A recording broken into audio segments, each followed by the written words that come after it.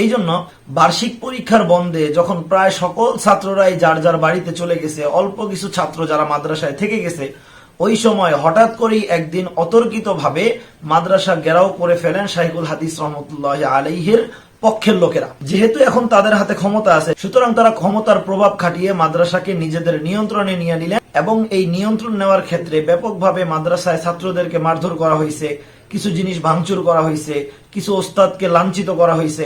এমনকি স্বয়ং মুফতি মনসুর সাহেবকে আক্রমণ করার জন্য ছাত্ররা গেছিল, শাবল নিয়ে গেছিল। হুজুর দরজা আটকায় রাখছিলেন এবং ওই দরজার মধ্যে তারা দরজা খোলার জন্য শাবল দিয়ে কোপাইছে, যে কোপের দাগ এখনো আছে।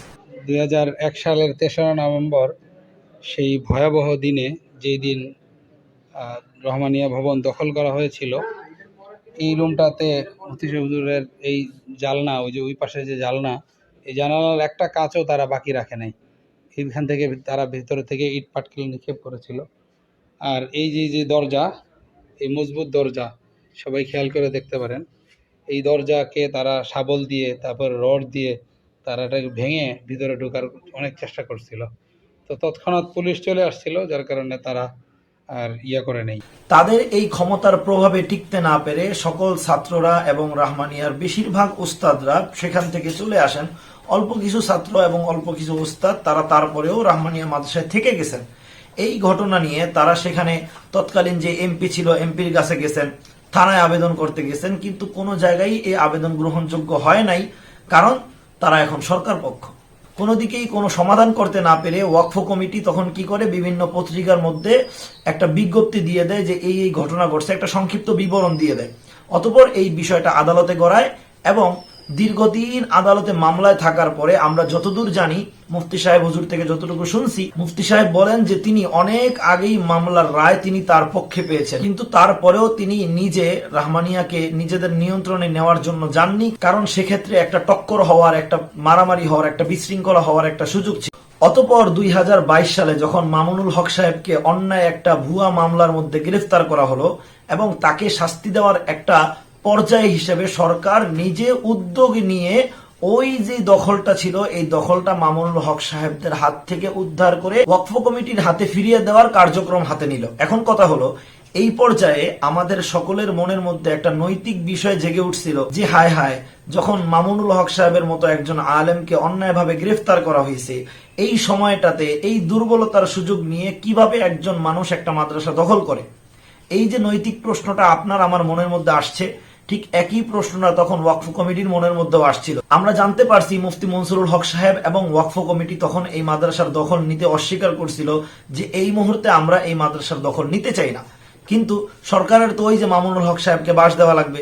এই জন্য সরকার কি করলো, সরকার উল্টো এই ওয়াকফ কমিটির উপর চাপ প্রয়োগ করলো যে আপনারা যদি এই মুহূর্তে দখল বুঝে না নেন, তাহলে এত বছর যে আপনারা আদালতকে একটা কাজের মধ্যে লিপ্ত রাখছেন, আদালতের সময় নষ্ট করছেন, সেই দায়ে এখন আবার সরকার আপনাদের বিপক্ষে আদালতে মামলা করবে। এখন পড়ছেনি গেরাকলে, একদিকে যদি দখল করে তাহলে সাধারণ জনতা এখন দুর্বলতার সুযোগ নেওয়ার কারণে নিন্দা করবে, আর যদি দখল না নেয় তাহলে সরকার পক্ষ বাদী হয়ে তাদের বিরুদ্ধে মামলা করবে। এখন আপনি একটু চিন্তা করেন যে আপনি যদি মুফতি মনসুরুল হক সাহেব এবং ওয়াকফ কমিটির জায়গায় থাকতেন, আপনি আসলে কোনটা চুজ করতেন? তো এই ঘটনার মধ্য দিয়ে আমরা আসলে বুঝতে পারলাম যে মুফতি মনসুরুল হক সাহেব এবং ওয়াকফ কমিটি মামুনুল হক সাহেবের গ্রেফতার হওয়ার সময়তে আসলে কোন পরিস্থিতিতে পড়ে মাদ্রাসাটি নিয়ন্ত্রণে নিয়েছিলেন। এরপরের ঘটনা খুবই সংক্ষিপ্ত। মামুনুল হক সাহেব জেল থেকে বের হয়ে তিনি খুব গৌরব নিয়ে বললেন যে ভবন আমাদের কাছে নাই, এটার দখল চইলা গেছে, ভালোই হয়েছে।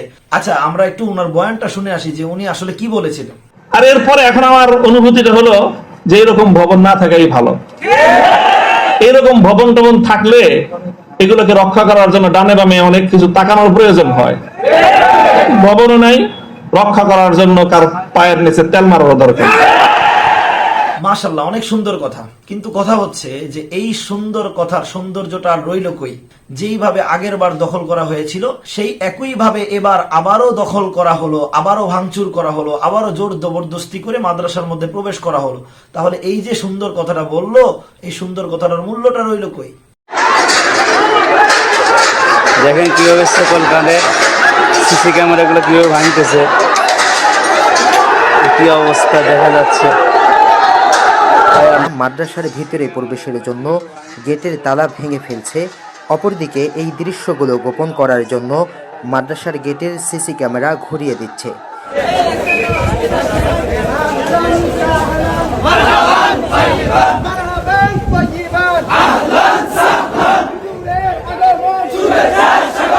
একটা বিষয় খেয়াল করেন, এই মাদ্রাসাটা এই পর্যন্ত 3 বার হাত বদল হয়েছে। 2 বার মামুনুল হক সাহেবরা দখল নিয়েছেন আর একবার ওয়াকফ কমিটি দখল নিয়েছে।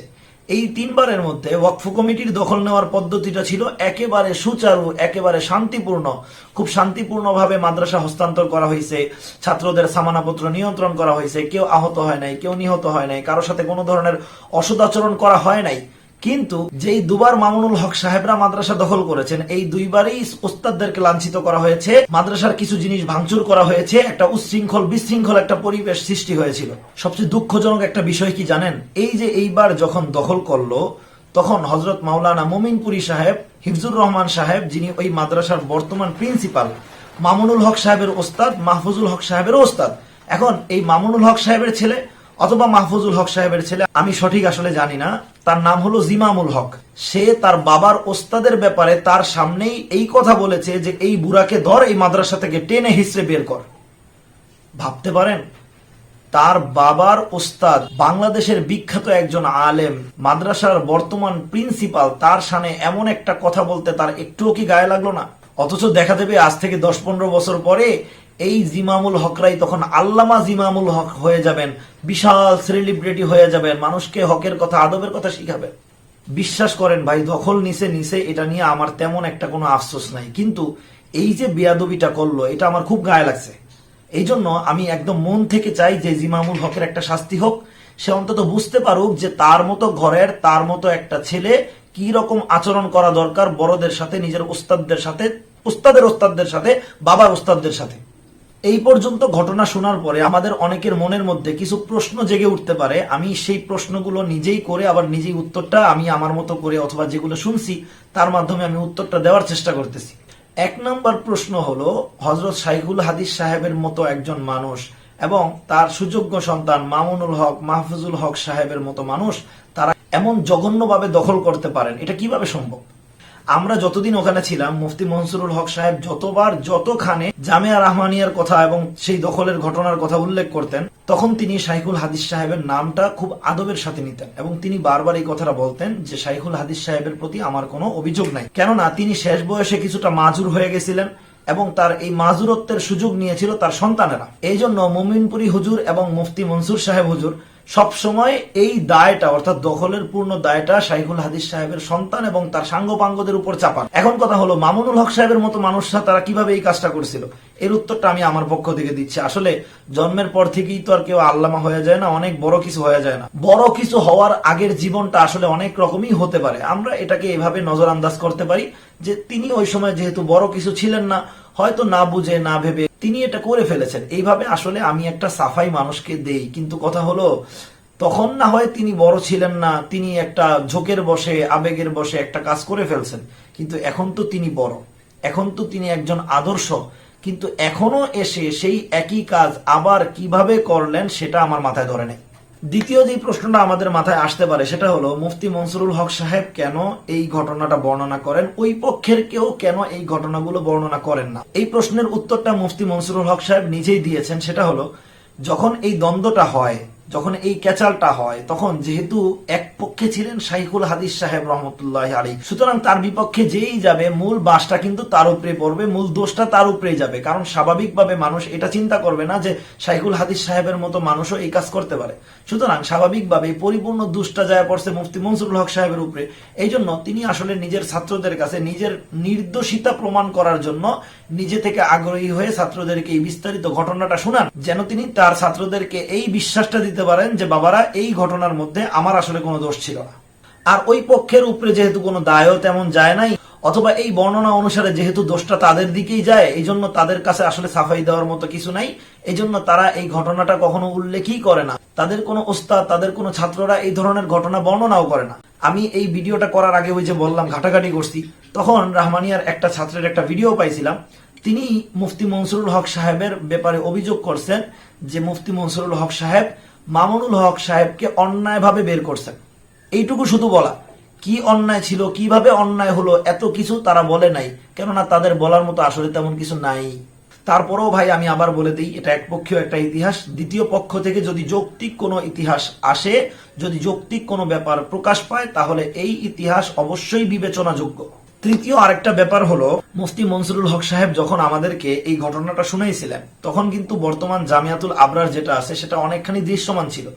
তো আমরা মুফতি মনসুরুল হক সাহেবকে আমাদের জামাতের পক্ষ থেকে একজন ছাত্র কে প্রশ্ন করেছিল আমার মনে নাই, প্রশ্ন করেছিল যে হুজুর, এখন তো আমরা খুব সমৃদ্ধ অবস্থায় আছি, একটা ভালো পজিশনে আছি, আপনার নিজের একটা বিশাল কমপ্লেক্স আছে, সুতরাং এখন তো আর ওই ভবন নিয়ে এত মাথা ঘামানোর কোনো প্রয়োজন মনে হচ্ছে না, এটা আপনি কেন করতেছেন? আপনাকে তো আল্লাহ তাআলা এর বিকল্প অনেক কিছু দিছে, আপনার তো রাহমানিয়ার ভবন না হলেও চলে, তাহলে কেন আপনি রাহমানিয়ার ভবনের জন্য এখনো মামলা চালিয়ে যাচ্ছেন? তখন হুজুর একটা কথা বলছেন যে এটা হলো আসলে তার এবং শাইখুল হাদিস রহমতুল্লাহ আলাই উভয়ের পীর সাহেব যিনি ছিলেন হযরত মাওলানা শাহ আবরারুল হক হারদুই হযরতের একটা নির্দেশ ছিল।